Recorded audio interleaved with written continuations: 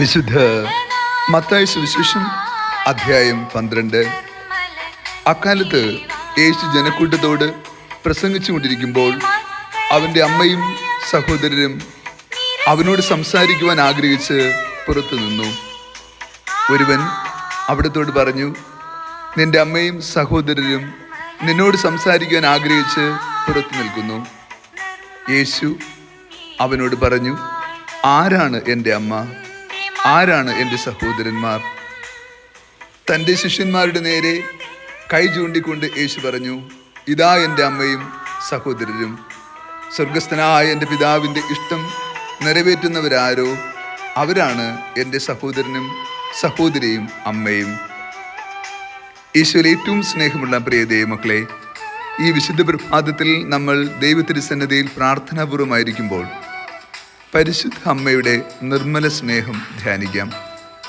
ഇന്ന് ആഗോള തിരുസഭ പരിശുദ്ധ കർമ്മല മാതാവിൻ്റെ തിരുനാൾ സാഘോഷം ആഘോഷിക്കുന്നു. ഈ വിശുദ്ധ ദിനത്തിൻ്റെ എല്ലാ നന്മകളും പ്രാർത്ഥനകളും നേരുന്നു. BC 9-ാം നൂറ്റാണ്ടിൽ കാർമൽ മലയോരത്ത് പ്രവാചകനായ ഏലിയായ്ക്ക് ലഭിച്ച ആത്മീയ അനുഭവത്തിൽ നിന്നാണ് അവർ ലേഡി ഓഫ് മൗണ്ട് കാർമൽ എന്ന ഏറ്റവും മഹത്തായ കർമ്മല മാതാവിനോടുള്ള ഭക്തിയും പ്രാർത്ഥനയും ആരംഭിക്കുക.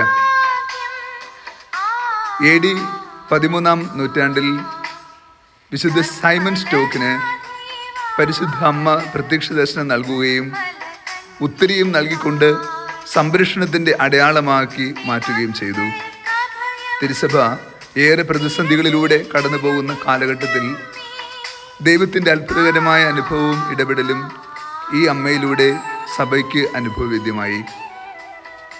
പ്രതിസന്ധി നിറഞ്ഞ എല്ലാ കാലഘട്ടത്തിലും സഭയ്ക്ക് ശക്തി പകർന്നത് ഈ അമ്മയുടെ മാതൃസ്നേഹമാണ്.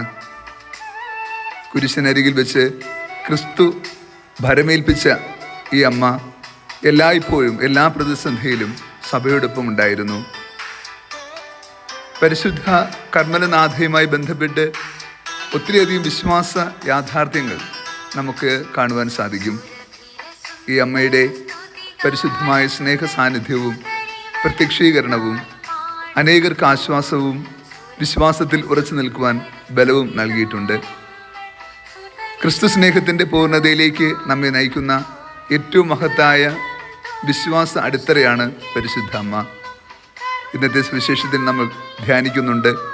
യേശു ചോദിക്കുന്നു, ആരാണ് എൻ്റെ അമ്മ, ആരാണ് എൻ്റെ സഹോദരങ്ങൾ? ഉത്തരം യേശു തന്നെയാണ് പറയുക. ദൈവത്തിൻ്റെ ഇഷ്ടം നിറവേറ്റുന്നവർ, അവിടുത്തെ വചനം പാലിക്കുന്നവർ, അവരാണ് എൻ്റെ സഹോദരനും സഹോദരിയും അമ്മയും. സത്യത്തിൽ യേശു പരിശുദ്ധ അമ്മയെ യഥാർത്ഥത്തിൽ എൻ്റെ അമ്മയെന്ന് പരസ്യമായി സമൂഹമധ്യേ ഏറ്റുപറയുന്ന അനുഭവം കൂടിയാണ്.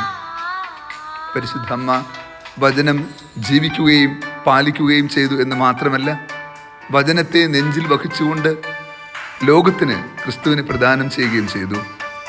ഭൂമിയിൽ ഏറ്റവും മഹത്തായ ദൈവഹിതം നിറവേറ്റിയ വ്യക്തിത്വമാണ് പരിശുദ്ധ മറിയത്തിൻ്റേത്. തിരുസഭ ഈ അമ്മയെ ഇത്രമാത്രം ആദരിക്കുകയും സ്നേഹിക്കുകയും ചെയ്യുന്നതിൻ്റെ കാരണവും അതുതന്നെയാണ്.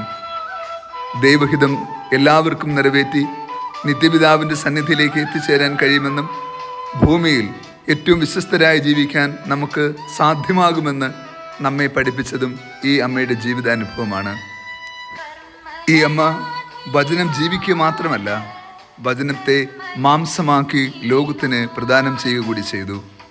തിരുസഭ ഈ അമ്മയെ ഇത്ര കണ്ട് ആദരിക്കുകയും സ്നേഹിക്കുകയും ബഹുമാനിക്കുകയും ഈ അമ്മയെ മാതൃകയായി തിരുസഭ മക്കൾക്ക് നൽകുകയും ചെയ്യുന്നത് ദൈവത്തോട് അത്രമാത്രം വിശ്വസ്തത പുലർത്തുകയും അവരുടെ സമർപ്പണത്തിൽ പരിപൂർണമായി ആത്മശരീരങ്ങളോടുകൂടി പിതാവിൻ്റെ ഇഷ്ടത്തിന് സ്വയം വിധേയപ്പെടുത്തി എന്നതുകൊണ്ടുമാണ്.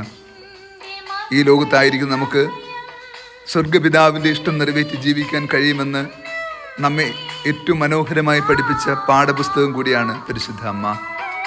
അതുകൊണ്ട് തന്നെ ദൈവത്തിൻ്റെ വചനത്തെ ജീവിതത്തിൽ സ്വീകരിച്ചുകൊണ്ട് ലോകത്തിന് ക്രിസ്തുവിനെ പ്രദാനം ചെയ്യുവാനുള്ള ഏറ്റവും മഹത്തായ ദൗത്യം നിറവേറ്റുവാൻ നമ്മൾ ഈ അമ്മയുടെ മഹനീയ മാതൃക സ്വന്തമാക്കുക തന്നെ വേണം.